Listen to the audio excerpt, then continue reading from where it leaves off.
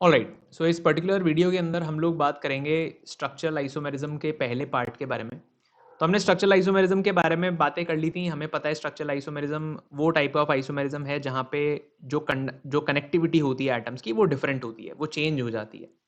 तो that is known as structural isomerism. अब structural isomerism का पहला जो पार्ट होता है उसके बारे में हम बात करने वाले हैं। पहला पार्ट जो है हमारा वो होता है पोजीशन आइसोमर, पोजीशन आइसोमर्स।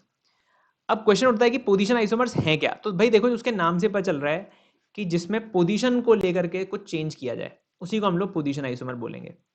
अब पोजीशन किसकी चेंज हो सकती है, ये समझना बहुत जरूरी है। तो पोजीशन किसकी किसकी चेंज हो सकती है? तो आइसोमर्स, इसकी डेफिनेशन हल्का सा देख लेते हैं। Isomers that differ in position of, in the position of. अब अगर हम लोग इसमें सबसे पहले वाले के बारे में बात करें तो हम कह सकते हैं आपका मान लीजिए डबल बॉन्ड या ट्रिपल बॉन्ड की पोजीशन चेंज हो रही है। डबल बॉन्ड या ट्रिपल बॉन्ड की पोजीशन हो सकता है चेंज हो रही हो। तो एक एग्जांपल ले लेते हैं और इसको यहीं पर खत्म करते हैं। तो मान लीजिए आपको मैंने दिया ब्यूट 2 इन और मैंने आपको दिया ब्यूट 1 इन। दोनों में क्या हो रहा है? ब्यूट 2 इन में आप देख रहे हैं कि जो डबल बॉन्ड है वो सेकंड कार्बन पे प्रेजेंट है, सेकंड और थर्ड कार्बन के बीच में प्रेजेंट है। और दूसरे वाले कंपाउंड में जो आपका डबल बॉन्ड है वो फर्स्ट और सेकंड कार्बन एटम के बीच में प्रेजेंट है। तो क्योंकि डबल बॉन्ड की पोजीशन चेंज हो गई, आपके डबल बॉन्ड की पोजीशन चेंज हो गई है, इसलिए आप सिंपली क्या बोलेंगे कि ये जो कंपाउंड्स हैं दोनों वो एक दूसरे के पोजीशन आइसोमर कहलाएंगे। अब जरूरी नहीं है कि ये केवल डबल बॉन्ड के लिए हो, आप यहाँ पे ट्रिपल बॉन्ड भी बना सकते थे, तो वो आपकी मर्जी थी। तो एक तो हो गया ये। दूसरी चीज क्या चेंज हो सकती है? किसी फंक्शनल ग्रुप की पोजीशन भी चेंज करी जा सकती है। तो फंक्शनल ग्रुप की पोजीशन चेंज करने से हमें कैसे पोजीशन आइसोमर मिलेंगे, तो वो देख लेते हैं। जैसे मान लीजिए मैंने आपको दिया एक कंपाउंड ये वाला ब्यूटेन 1 ऑल और एक मैंने आपको दिया ब्यूटेन 2 ऑल। दोनों के अंदर क्या हो रहा है देखिए, बड़े ध्यान से देखिएगा। आपको फर्स्ट पोजीशन पे पहले कंपाउंड के अंदर OH ग्रुप दिख रहा है, दूसरे कंपाउंड में आपको सेकंड पोजीशन पे OH ग्रुप दिख रहा है। तो क्योंकि आपके फंक्शनल ग्रुप की पोजीशनिंग चेंज हो रही है, तो आप इसको फंक्शनल ग्रुप आइसोमर बोल सकते, या सॉरी, आप इसको पोजीशन आइसोमर बोल सकते हो क्योंकि फंक्शनल ग्रुप्स की पोजीशन चेंज हो गई। ठीक है।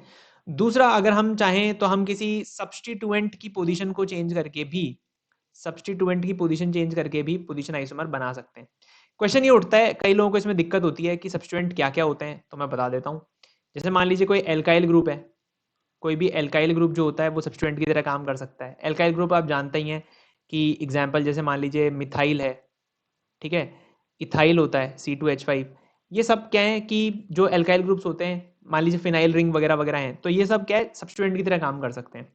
नॉमेनक्लेचर में आपने बहुत पढ़ा भी होगा एल्काइल ग्रुप्स के बारे में and how they can act as substituents, तो उसमें मैं नहीं जा रहा हूँ नॉमेनक्लेचर के अंदर। दूसरा, हम जानते हैं कि मान लीजिए नाइट्रो ग्रुप के बारे में बात करूँ तो जो NO2 ग्रुप होता है वो भी सब्स्टिट्यूएंट की तरह काम कर सकता है। सिमिलरली जो एल्कॉक्सी ग्रुप होता है वो भी सब्स्टिट्यूएंट की तरह काम कर सकता है। एल्कॉक्सी ग्रुप कौन सा होगा? जैसे कोई भी OR ग्रुप, आर क्या हो सकता है? कोई भी एल्काइल ग्रुप। मान लीजिए OCH3 हो गया तो उसको हम बोल देंगे मिथॉक्सी, ठीक है। और मान लीजिए OC2H5 होता तो हम उसको इथॉक्सी बोल देते, है ना। तो इस तरीके से एल्कॉक्सी ग्रुप्स हो सकते हैं। कोई भी हेलोजन जो होता है वो भी कर सकता है कि सब्स्टिट्यूएंट की तरह काम, ठीक है। हेलोजन में आप X से रिप्रेजेंट करते हैं, जिसको आपको पता है कि वो फ्लोरीन, क्लोरीन, ब्रोमीन, आयोडीन कुछ भी हो सकता है। अच्छा, तो अब सब्स्टिट्यूएंट की पोजीशन चेंज करके कैसे बनाया जाएगा पोजीशन आइसोमर, बना लेते हैं। मान लीजिए मैंने एक एग्जांपल लिया जिसमें मेरे पास में यहाँ पर आयोडीन लगा है और एक है जिसमें यहाँ पर आयोडीन लगा है। आयोडीन की पोजीशन चेंज, तो दोनों आइसोमर क्या कहलाए? दोनों के दोनों पोजीशन आइसोमर कहला जाएंगे। दोनों में सब सेम है, molecular formula, molecular mass, vapour density वगैरह वगैरह सब सेम है, सारे नंबर ऑफ एटम वगैरह सेम है। बस चेंज क्या हो रहा है? कनेक्टिविटी चेंज हो रही है। एक के अंदर आयोडीन फर्स्ट पर है, एक में आयोडीन सेकंड पर है, और पोजीशन चेंज हो रही है, इसलिए हम लोग इसको पोजीशन आइसोमर बोल देते हैं। कुछ एक और एग्जांपल ले लेते हैं, कोशिश करते हैं थोड़ा सा समझने की कि भाई कहाँ कहाँ आप गलती कर सकते हो। तो जैसे मान लो मैं आपको ना एक बना के दे दूं, मान लो मैंने 5 कार्बन एटम की चेन दे दी और एक मैंने आपको दे दिया 4 कार्बन एटम की चेन, और पांचवा कार्बन एटम मैंने इस तरीके से एज ए सब्स्टिट्यूएंट लगा दिया। अब कई लोग यहाँ पर क्या बोलते हैं, वो ये बोलते हैं कि सर देखो पोजीशन आइसोमर हो गया ये। वो ये बोलते हैं कि सर देखो ये 1, ये 2, ये 3 और ये 4, 4 कार्बन एटम की चेन, ये 1, ये 2, ये 3 और ये 4, ये 4 कार्बन एटम की चेन। वो बोलते हैं कि सर देखो आपने मिथाइल को फर्स्ट पोजीशन पे लगाया है, आपने मिथाइल को सेकंड पोजीशन पे लगाया है, हो गए दोनों पोजीशन आइसोमर। तो आप अगर इसको पोजीशन आइसोमर बोलते हो तो आप गलती कर रहे हो। ये दोनों पोजीशन आइसोमर नहीं है। क्योंकि आपने कहाँ गलती करी मैं वो बता देता हूं आपको। आइसोमर्स ये नहीं है। ये आपने कहाँ गलती करी, आपने इस नंबरिंग में गलती कर दी। देखो, क्योंकि जब भी अपन नॉमेनक्लेचर में नंबरिंग करते हैं तो आपको याद हो तो आप किसी भी चेन के एक एंड से दूसरे एंड तक नंबरिंग करते हो। जैसे मान लो अगर आप इसमें नंबरिंग करो तो जो करेक्ट नंबरिंग है वो इस तरीके से होगी ही नहीं। आपकी करेक्ट नंबरिंग होगी कुछ इस तरीके से कि आप इसको 1, इसको 2, इसको 3, इसको 4 और इसको 5 बोलोगे। सिमिलरली आप इसमें जब नंबरिंग करोगे 1, 2, 3, 4 तो इस तरीके से नंबरिंग करोगे। दोनों के अंदर जो नंबर ऑफ कार्बन एटम्स है ना वो डिफरेंट आ रहे हैं पेरेंट चेन के अंदर। तो ये पोजीशन आइसोमर नहीं हो सकता। तो यहां पे आप एक पॉइंट बना लो। अब ये कौन सा आइसोमर है उस पर मैं नहीं जा रहा हूं, ठीक है। ये दोनों एक्चुअली पोजीशन आइसोमर नहीं है, पर ये कौन से आइसोमर है इस पे मैं अभी नहीं जा रहा हूं, ये आप नेक्स्ट वीडियो में सीखोगे। बट अभी के लिए आप फॉर द टाइमिंग केवल ये ध्यान में रखो कि फॉर पोजीशन आइसोमर्स, एक आप इसको रिक्वायरमेंट समझ लो। पोजीशन आइसोमर्स आप इसको चाहते हैं कि रिक्वायरमेंट की तरह ध्यान में रखो। The number of carbon in parent chain must be same. Parent chain must be same. तो ये एक चीज है जिसमें आप कभी गलती मत करना। अगर आप गलती करोगे तो आपका आंसर जो है वो भी सही नहीं आने वाला है, ठीक है। तो ये दोनों आपके पास हो गए।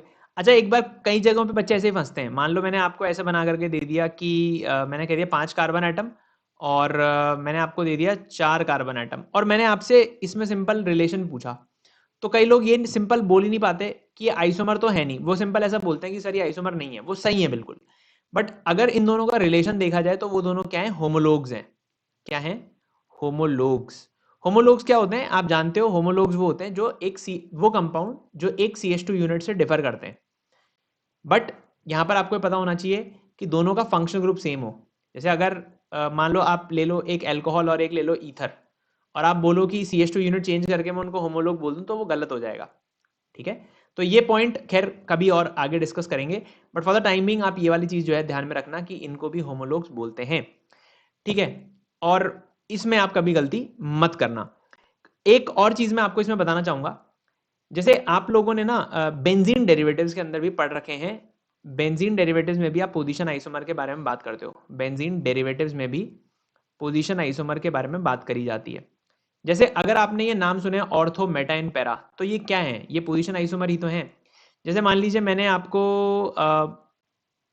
एक ये कंपाउंड दे दिया जिसमें मैंने ऑर्थो पोजीशन पे 2 ब्रोमीन, मतलब दोनों ब्रोमीन लगा रखे हैं with respect to one another at ortho positions. And second compound मैंने लिया जिसके अंदर मैंने एक बार ब्रोमीन को यहाँ लगाया और दूसरे ब्रोमीन को यहाँ लगा दिया। और एक केस मैंने ऐसा लिया जिसमें मैंने दोनों ब्रोमीन को एकदम ऑपोजिट डायरेक्शन में लगाया या मैंने इनको 1,4 पोजीशन पे लगाया। तो अगर आप ध्यान से देखो तो ये 1,2 पोजीशन पे होंगे दोनों ब्रोमीन। यहाँ पे दोनों ब्रोमीन 1,3 पोजीशन पर हैं और यहाँ दोनों ब्रोमीन 1,4 पोजीशन पे हैं। इसको हम लोग बोलते हैं ऑर्थो, इसको हम लोग बोलते हैं ऑर्थो, इसको हम लोग बोलते हैं मेटा और इसको हम लोग बोलते हैं पैरा, ठीक है। तो ये तीनों भी क्या हैं, ये तीनों भी एक तरीके के पोजीशन आइसोमर ही तो हुए। पोजीशन आइसोमर ही तो हुए। तो ये चीज आप ध्यान में रखना, आपको कुछ भी नहीं ध्यान में रखना है। पेरेंट चेन सेम है, किसी भी इस तरीके से अगर सब्स्टिट्यूएंट लगा दिया जा रहा है वहां पे, सब्स्टिट्यूएंट की पोजीशनिंग चेंज कर दी जा रही है दो कंपाउंड्स के अंदर, तो that is going to be known as position isomer. यहां पर कुछ गलतियां भी आप कर सकते थे, वो भी हमने डिस्कस करी। तो आई होप आपको पोजीशन आइसोमर समझ में आया होगा। And if you like the content then please recommend to others also. And comments करना मत भूलिए because this is how it is going to be recommended to other guys as well। Like और comment YouTube में जो engagement आप दिखाते हो उसी पे ये आगे इसको फॉरवर्ड करता है किसी को। तो thank you everyone, thank you for your time, see you in the next video.